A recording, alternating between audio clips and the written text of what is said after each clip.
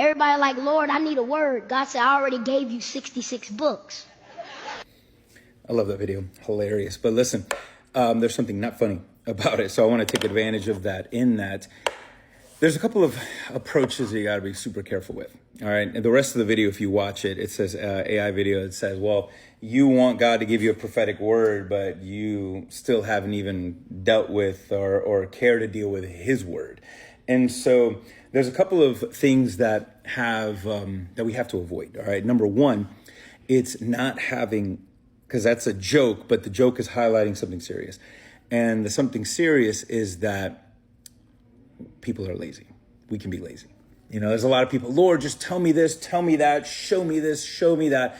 But we want God to do for us when we, in essence, then don't want to do what God has commanded us to do, which is to love, right? To love as Jesus has loved us. But then how do we know that Jesus loved us? Through his word. And so we have this commitment. We see that an expectation from God that we are to read the word, but we don't read the Bible. Excuse me, I'm shaking the table. We don't read the Bible just so we can be able to mature and graduate and get to the point that we can be able to tune into the frequencies of heaven and receive divine downloads.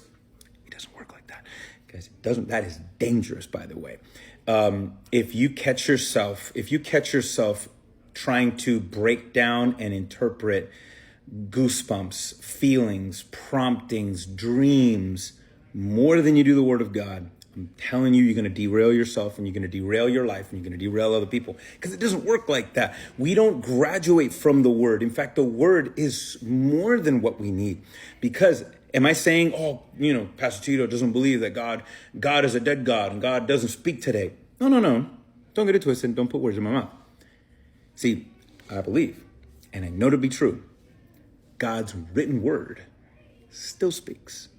His written word still speaks. And the more we get to understand and see that, the more it shapes our hearts, shapes our minds. And now the Spirit can bring words to mind, even without maybe us knowing chapter and verse.